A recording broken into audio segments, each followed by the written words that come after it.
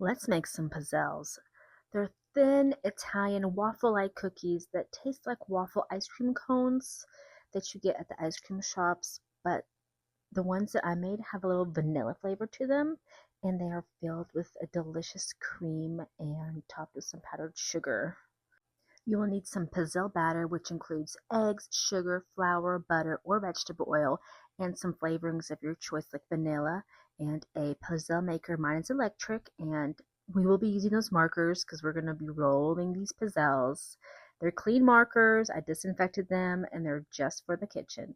So you need about 1 to 2 tablespoons of batter in the Pizzelle maker, and as they're still warm, I wrap them up around the marker, not tight because that marker is all going to come out. So you wrap it around loosely and just I put a little spatula over it so it can keep it in place, because if you do not wrap it as it's still hot, it will crisp up within a matter of seconds, and then you won't be able to wrap it, and it's just going to crack.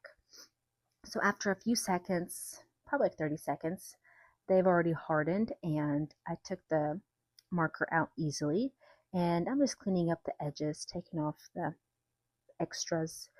And you can see how the marker created such a perfect inside of these pizzelles, because we will be filling them up with cream. So the bigger the marker or whatever instrument you use, the more cream you're going to have to fill it up. And the really thin markers are not going to work very well because it's going to be hard to fill them up with cream. And they are very nice and crispy right now, but once we fill them up with cream, they will soften up, and they're going to be so good. You can see how they crisp up. These two are the ones that I kind of overcooked a little bit, but they're still delicious. They still taste so good. They are mine are kind of sweet. I like my desserts to be on the sweeter end. The cream is not going to be that sweet, but and then we're going to dust it with powdered sugar just for a nice little effect. So I got me a fresh tray with some doilies on there, and a pastry bag with my cream, and a closed star tip. You can use a regular tip. You don't even have to have a tip, but it just makes it easier to put the cream in there, and you just squeeze it in there. And I like my pizzelles to be filled with cream from one end to the other, and once you put the cream in there, you will be able to feel how they gotten a little heavier. So and you just do this to every single one of them. Fill them up and just line them up, and you'll see how I'm going to put some powdered sugar on top, and they're just really good. They're great for parties, for get-togethers, for holidays. Be really great for weddings as well.